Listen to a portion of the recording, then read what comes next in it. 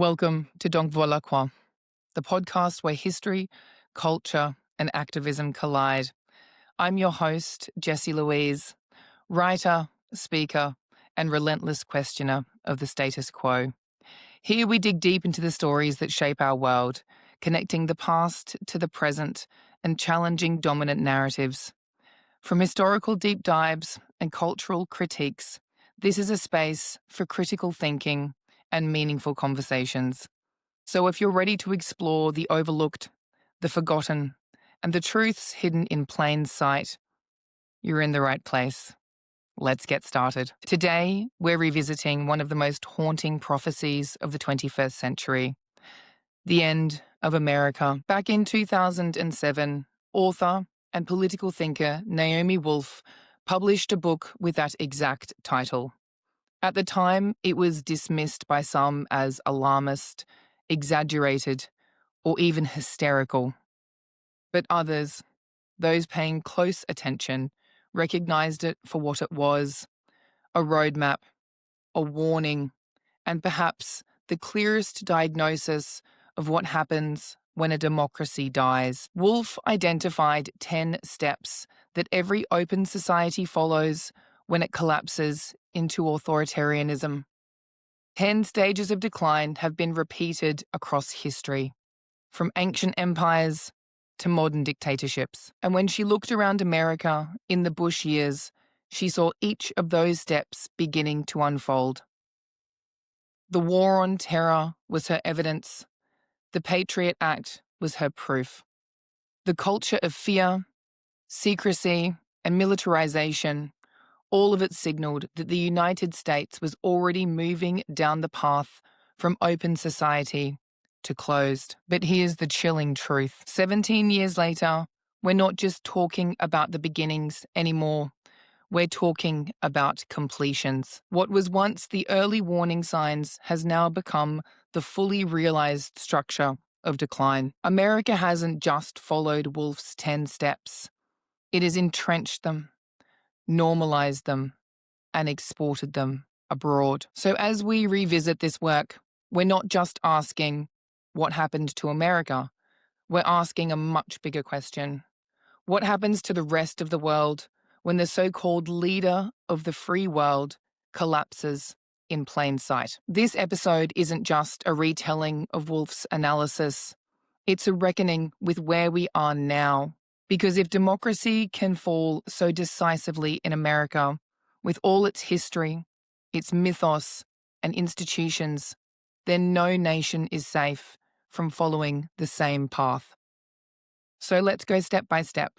Let's walk through the 10 stages, and as we do, keep this thought in the back of your mind. We were warned, and we ignored it. Let's begin. Step 1. Invoke a terrifying internal and external enemy. The first step Naomi Wolf describes is always the same. If you want to take a free people and strip them of their rights, you must first give them a terrifying enemy. After 9/11, the enemy was obvious. Terrorists, Muslims, mysterious men hiding in caves in Afghanistan, plotting the destruction of America. The government fed this narrative into every home, every headline, every TV screen. Fear became oxygen. And here's the thing about fear. It doesn't just justify extraordinary measures, it demands them. When you're afraid, you'll trade almost anything for the illusion of safety.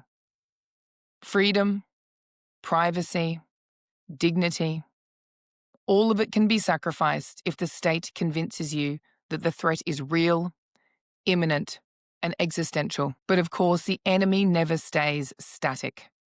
Once the machinery of fear is built, it requires constant fuel. And so the list of internal and external enemies has only grown longer over the years. Migrants at the border, trans people in schools, progressives on the streets, whistleblowers exposing government secrets, journalists asking the wrong questions, even fellow citizens who dare to dissent.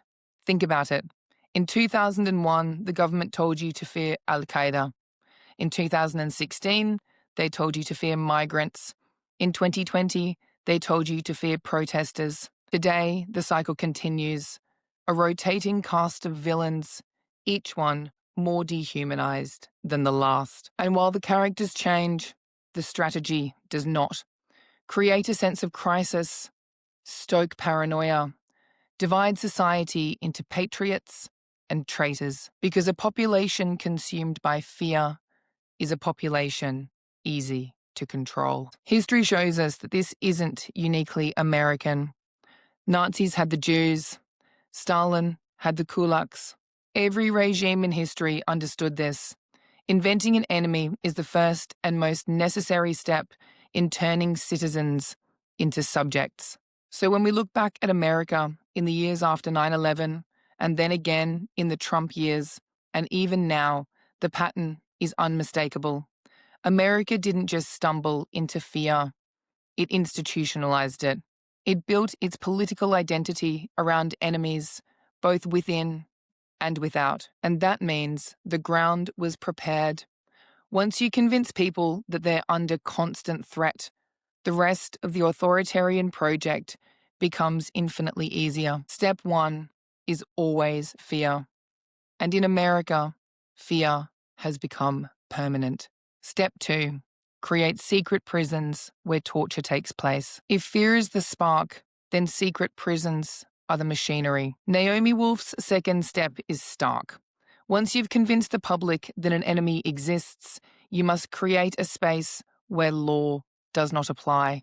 A place outside the rules where that enemy can be disappeared, degraded, destroyed. For America, that place was Guantánamo Bay. After 9/11, Guantánamo became the symbol of the new order.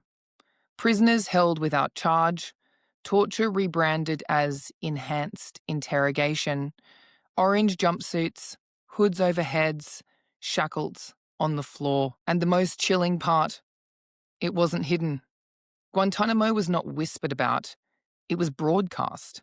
Those images were meant to send a message. If you are the enemy, this is what will happen to you. But here's the thing about exceptional spaces. They multiply.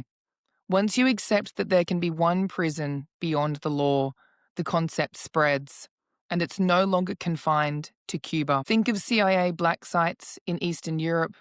Think of secret flights under extraordinary rendition. Think of ICE detention centers on American soil where families are separated and children caged. The names change, the justifications shift, but the principle remains the same. Some people are no longer protected by the law. And once you have accepted that principle, that some human beings can be stripped of rights, dignity, and due process, the danger is no longer contained. Because today, it's the enemy combatant. Tomorrow, it's the migrant, the protester, the journalist, the dissident. History has shown us this path before. The gulags of Stalinist Russia, the concentration camps of Nazi Germany, the detention centers of colonial empires.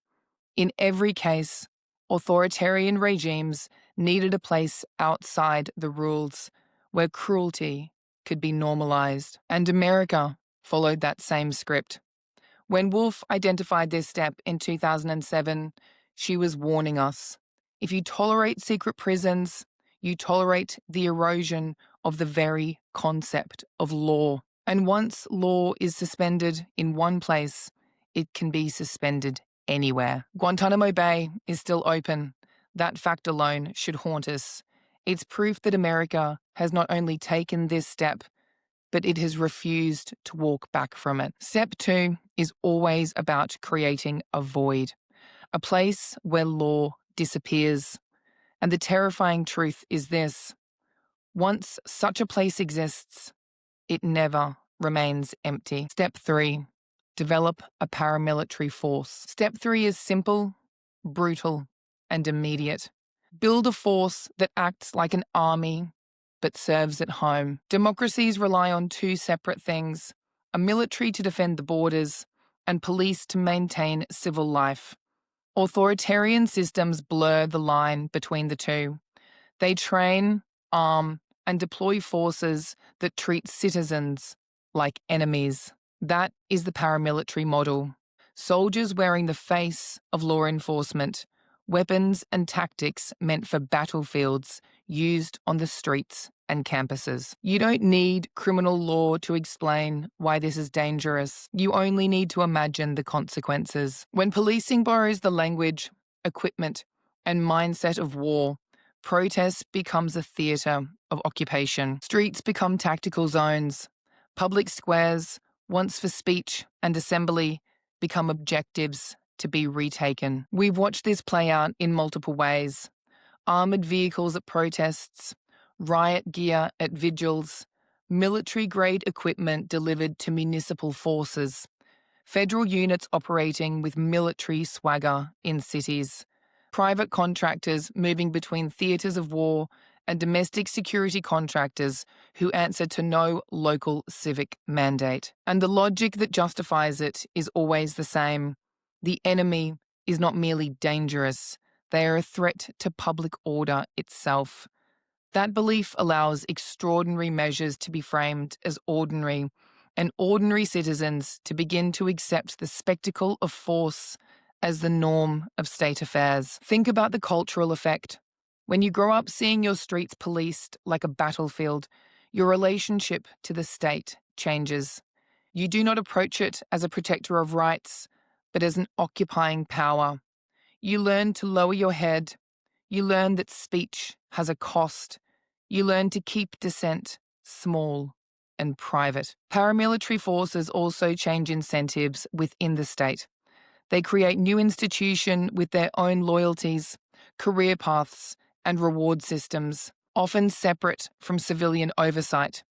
They normalise secrecy, unit cohesion, and a warrior mentality that is ill-suited to domestic accountability. And once the budget lines, procurement contracts, and institutional prestige are established, they're almost impossible to dismantle. History gives us plenty of warnings.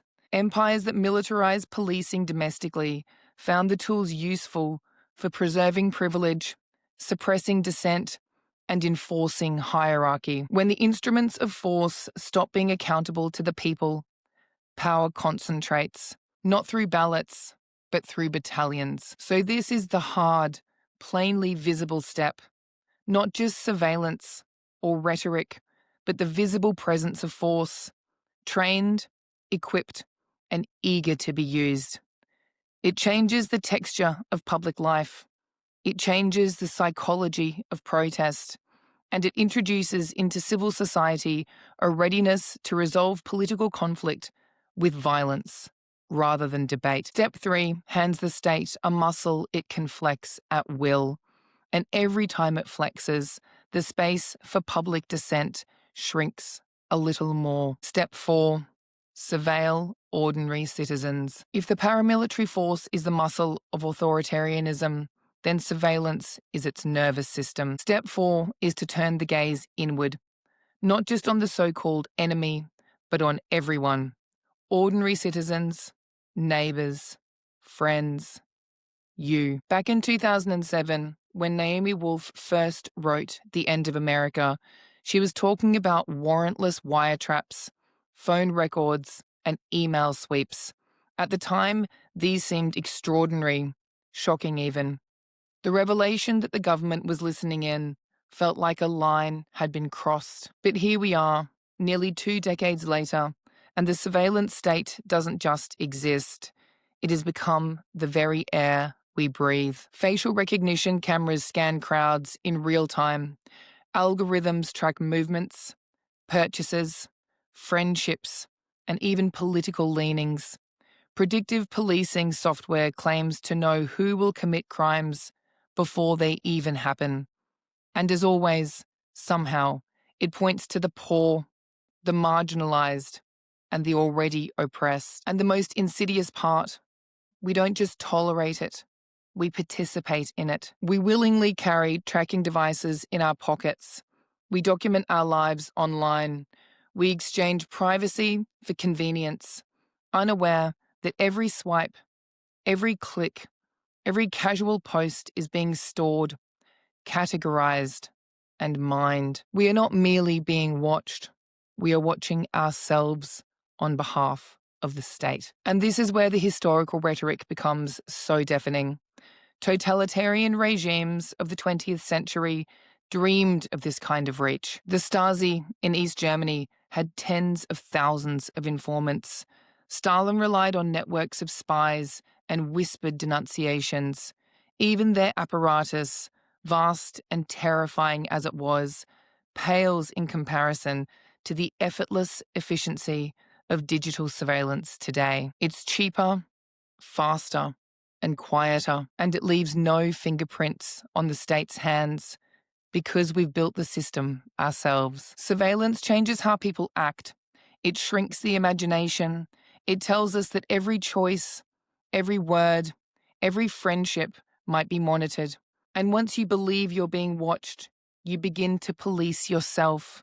You censor your own thoughts before they even reach your lips.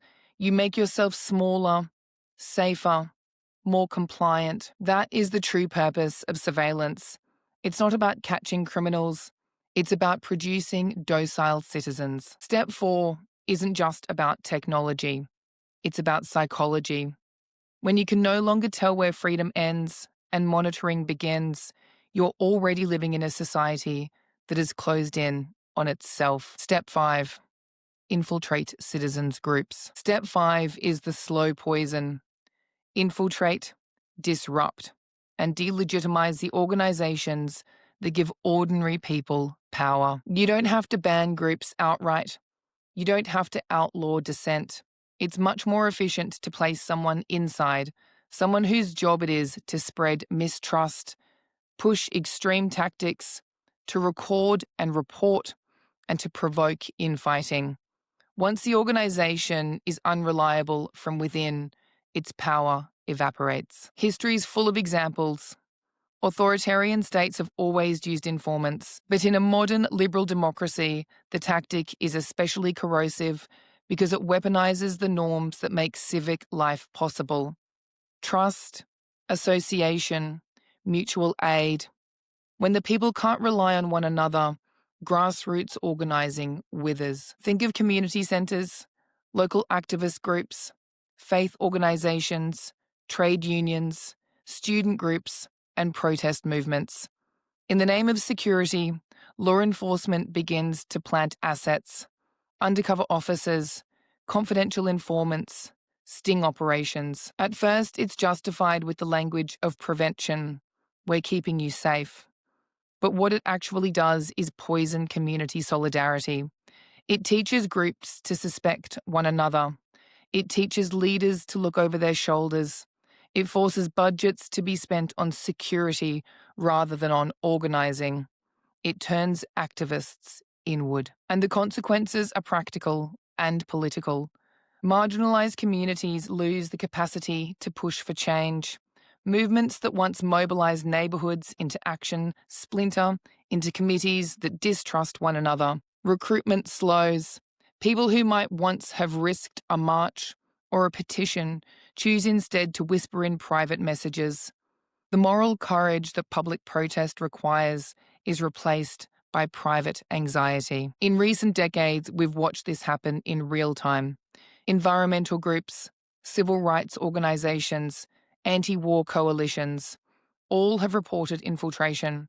Programs that began with broad public sympathy end with fewer volunteers, more paranoia, and less momentum. The very idea of collective action is hollowed out. There's another, darker effect. Infiltration provides pretexts. When an undercover agent nudges a group towards a violent act, that incident then becomes the headline that justifies a wider crackdown. Suddenly, the state can point to evidence of extremism within movements and use it to criminalize entirely legitimate dissent. It's a classic bait and switch.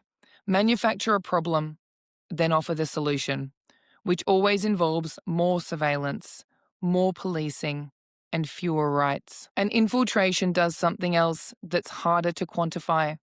It robs people of narrative. Movements are stories of solidarity, grievance, hope. When those stories are punctured by suspicion, the story no longer belongs to the people. It belongs to the state that manipulates it. The language of justice becomes a public relations problem, not a moral project. So step 5 is not loud. It doesn't make the evening news. It moves in a whisper, in a shadow. But its work is devastatingly efficient. It takes the social infrastructure of resistance and quietly dismantles it. When citizens cannot trust one another, democracy loses one of its most vital muscles, the capacity for collective action. And without that muscle, everything else, voting, protest, petitioning, becomes fragile and performative. Step 6. Detain and release ordinary citizens. Step 6 is a tactic that looks small but feels enormous. Detain people without real cause, humiliate them, and then let them go. Not to administer justice, but to intimidate. It's a simple playbook. Arrest someone in public, hold them in a cell, process them through bureaucracy, release them without charge, but not before the experience has done its work. The paperwork, the mugshot, the long wait under fluorescent lights, the humiliation in front of family and neighbours, the act itself becomes the punishment. The state doesn't need a conviction. It only needs to teach a lesson. We've seen this in protests where demonstrators are bundled into buses, fingerprinted and coerced into signing forms, then released hours later, shaken, exhausted, and scared. The point isn't to lock them up forever. The point is to make the next march smaller, to make the next phone call more cautious, to make people think twice before speaking. This tactic exploits the law's slow machinery.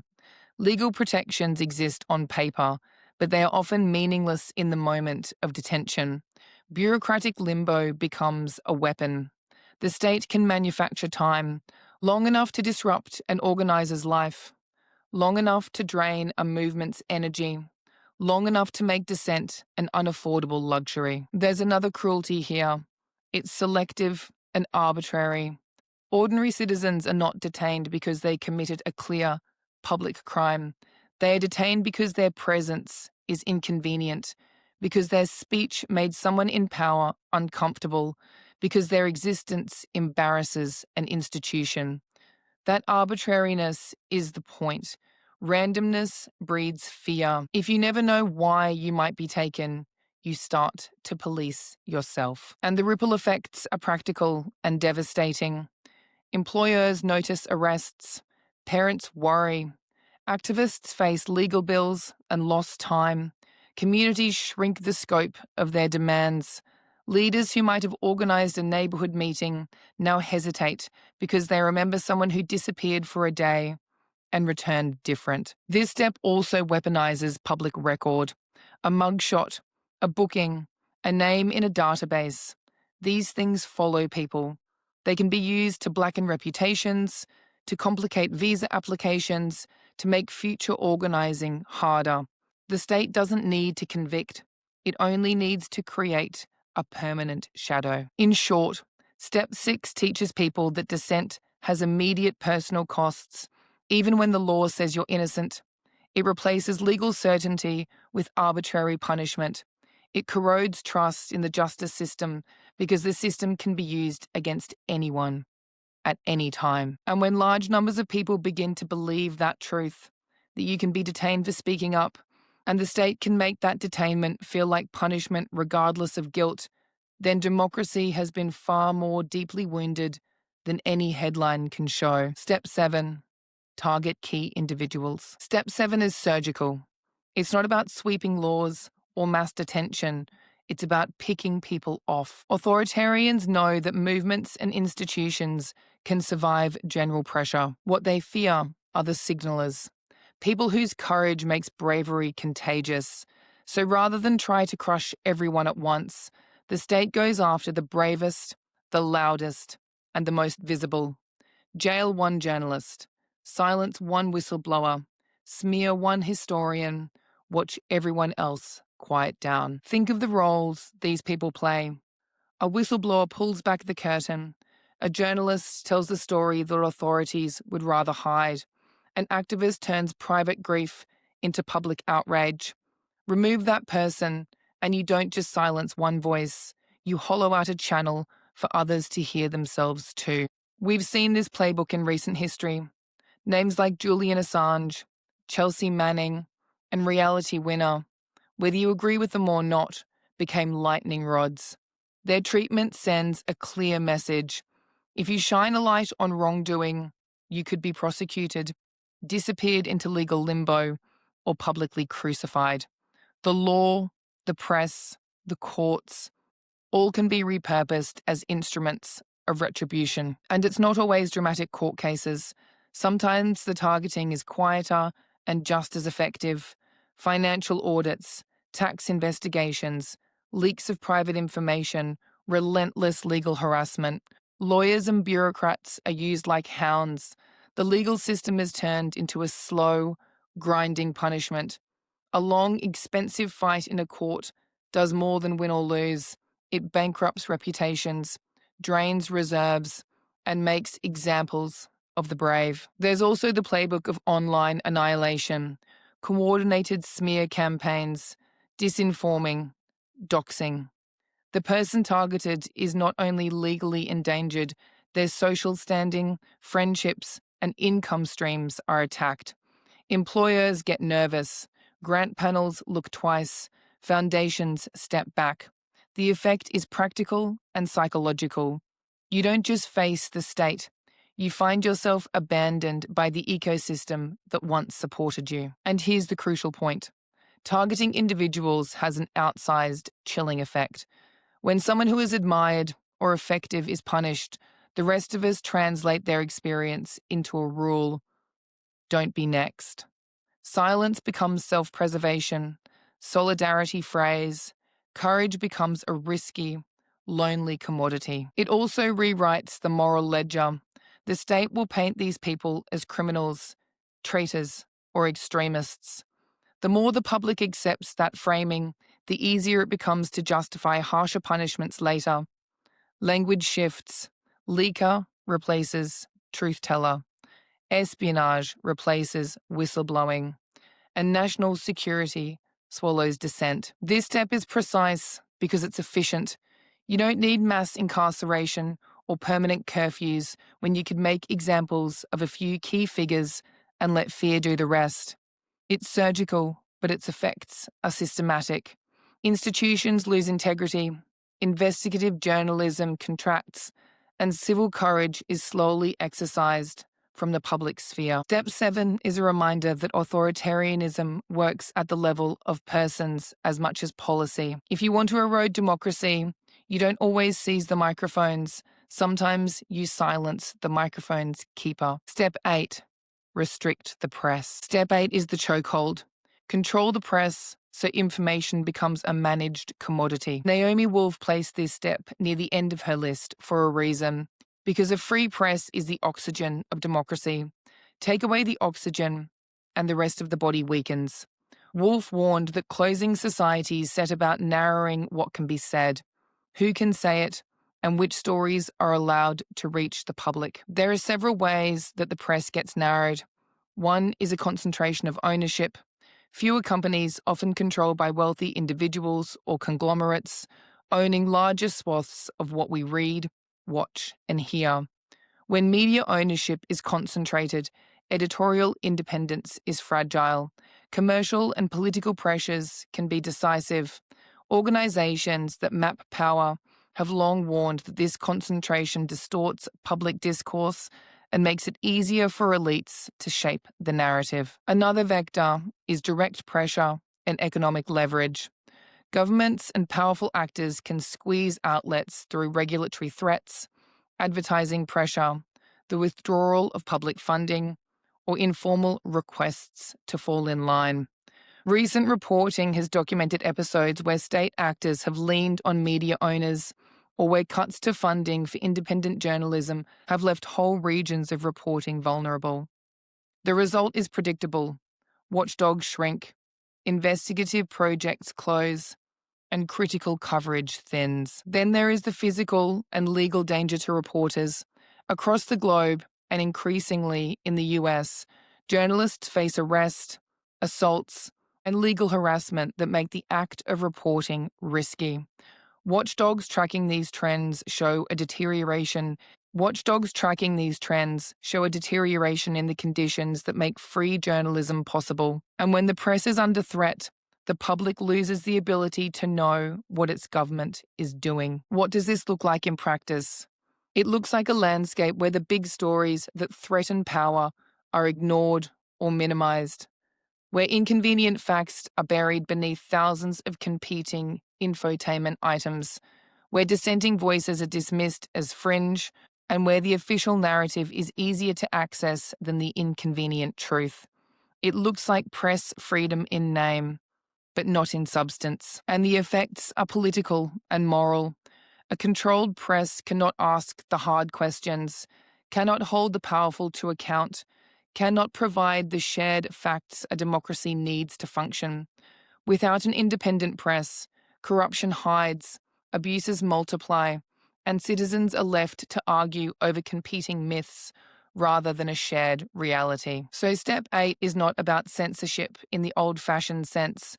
It's about concentration, coercion, economic attrition, and legal pressure. Structural changes that make the free press unable to do its job. And when the press loses that job, the rest of Wolf's steps become easier to carry out. Step 9. Redefine dissent as treason. Step 9 is where language becomes a weapon. It's where the state rewrites the dictionary and makes ordinary protest sound like betrayal. Across legal codes and policy documents, there's already a formal category for violent acts intended to intimidate or coerce the population.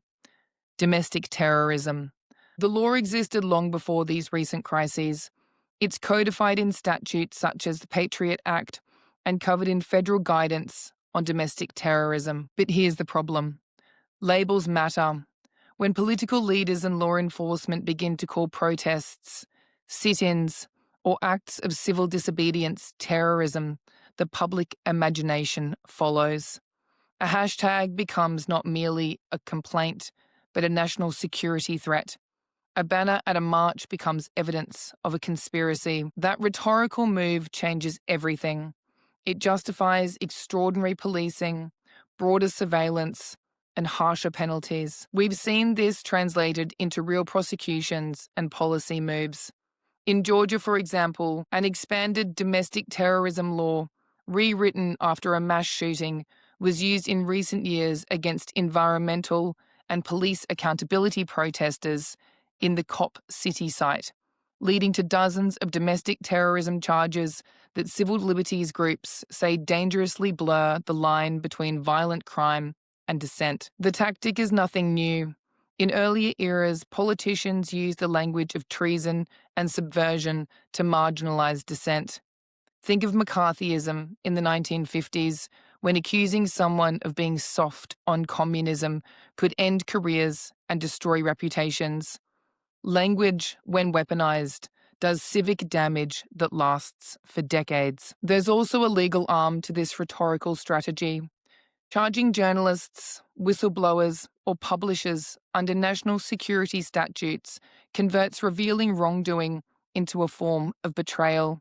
Using the Espionage Act in cases connected to leaked documents and publishers has raised serious concerns about press freedom and the chilling effect on investigative reporting. The prosecutions of high-profile figures tied to leaked documents and the long legal battles that followed illustrate how quickly the state can fold dissent into the frame of criminality. Civil society groups, civil rights lawyers, and defenders of free expression have warned repeatedly that this redefinition chills mass movements and investigative journalism alike.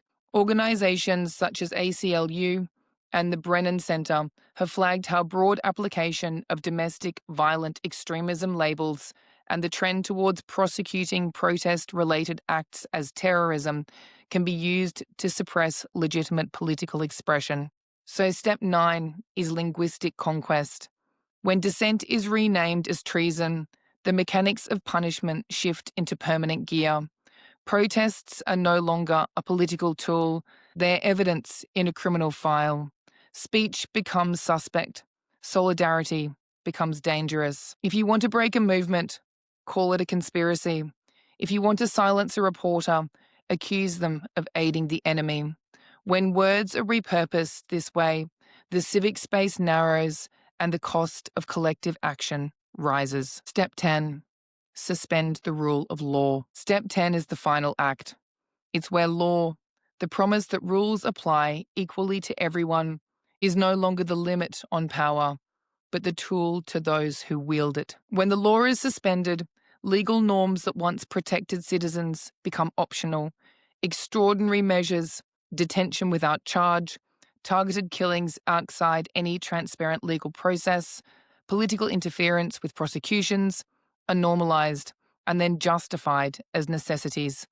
The social contract that says we are all accountable under the same law begins to peel away. We see that in the stubborn life of Guantánamo, a place built precisely to sit outside ordinary legal protections, a detention camp that, despite promises, has never been fully closed and is now being repurposed and expanded in ways that further erode the idea of legal limits on state power. We see it in the expansion of executive violence carried out without ordinary judicial process. Drone strikes and targeted killings authorized in secret, where accountability is thin, and civilian deaths are treated as collateral rather than the subject of inquiry and redress. Even when questions are raised in public and in court, the machinery that enables extrajudicial violence remains in place. We also see how political leaders treat oversight.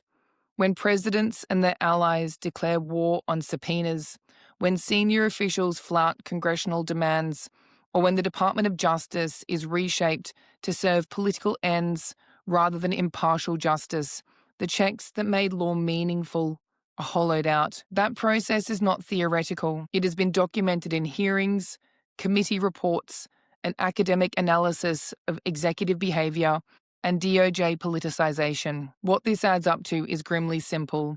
If the law can be bent or ignored for some, it will be bent for others.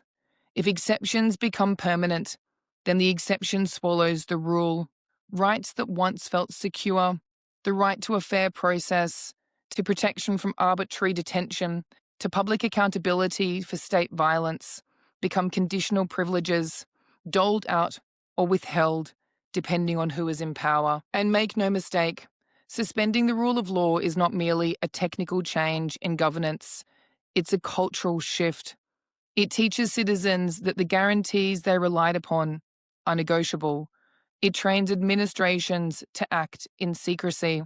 It incentivizes future leaders to treat law as an obstacle rather than a safeguard.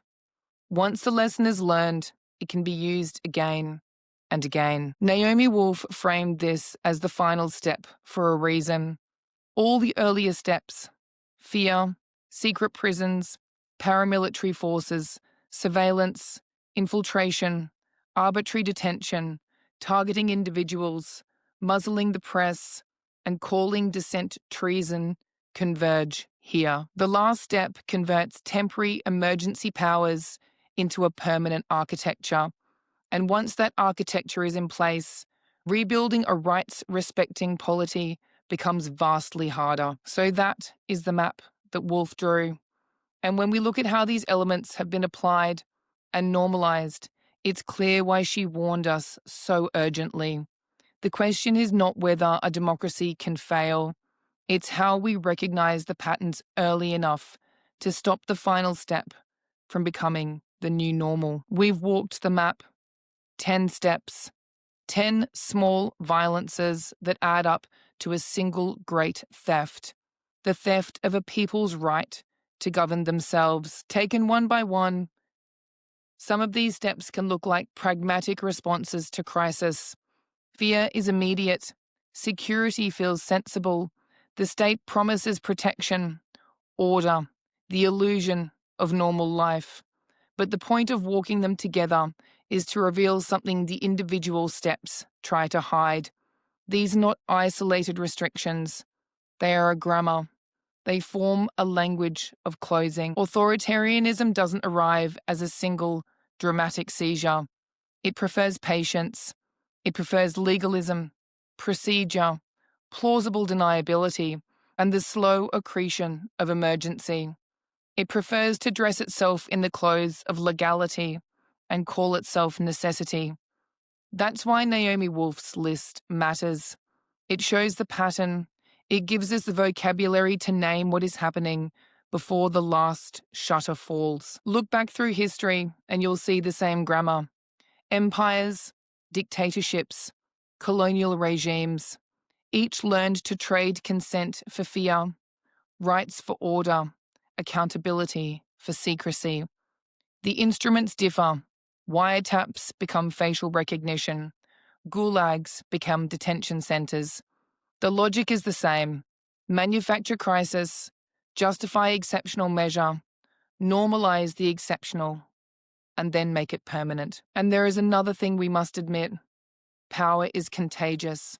When the biggest economy and the most vaunted superpower abandons its democratic claims, other states take note. They copy the law, the rhetoric, the tools. Democracies that once warned become laboratories of authoritarian technique. That exportation is the most dangerous part of this story because it means that the lesson is no longer local. It becomes global. So what do we do with that knowledge?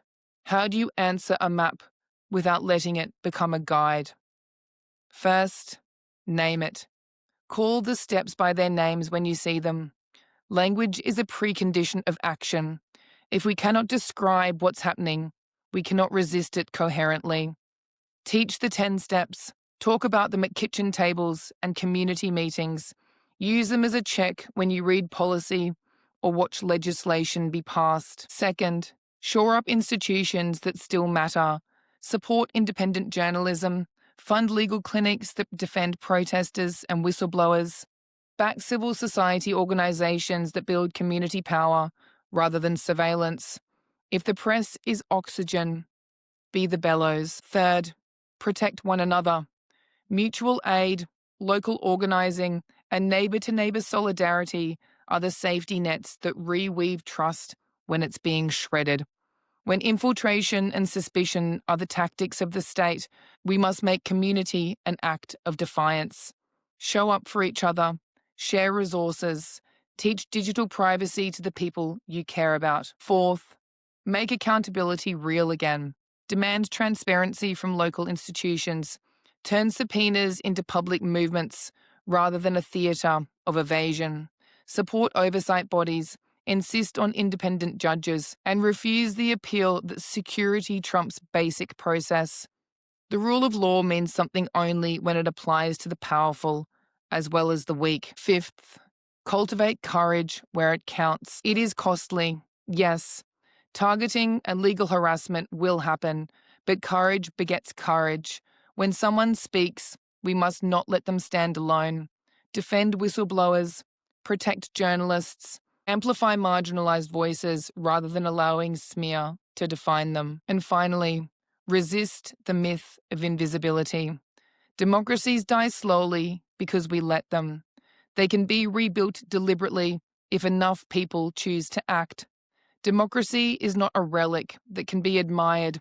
It is a practice to be performed every day.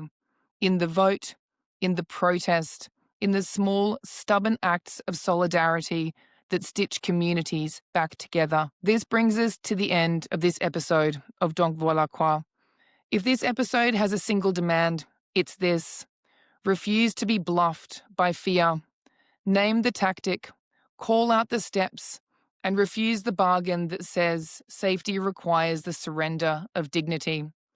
Organize locally, support those who expose the truth, teach your neighbors how surveillance works, defend the press, show up for the people being targeted. Because history will remember two things: those who facilitated the closing and those who refused to be complicit. Choose which side you want to be on. If this episode resonated with you, I invite you to dive deeper into the full article on this topic, available now on my website at Donc Voilà Quoi. There you'll also find my latest works, including activism-inspired book and film reviews, documentary recommendations, and thought-provoking essays that challenge conventional narratives and explore the complexities of our world. To continue the conversation, be sure to follow me on social media at Jessie Louise Vernon, where I share insights, updates, and engage with listeners like you. If you've enjoyed this episode, please like, comment, and share it. Your support helps spread the discussion and keeps independent thought alive. And of course, I'll be back with another episode of Donc Voilà Quoi, where we'll dive into yet another fascinating topic. Until then, keep your eyes on the website, stay curious, and as always, keep questioning, keep learning, and keep resisting the forces that seek to rewrite history. If you'd like to reach out, you can connect with me on my social media or contact me through my website. I always love hearing from you. Until next time, take care, and remember, a woman's place is in the resistance.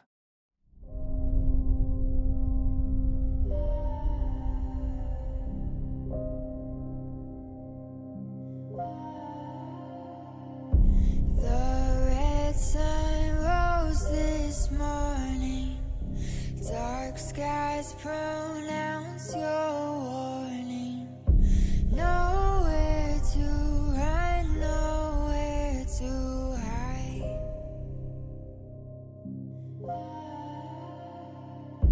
Hold on, the floor is caving.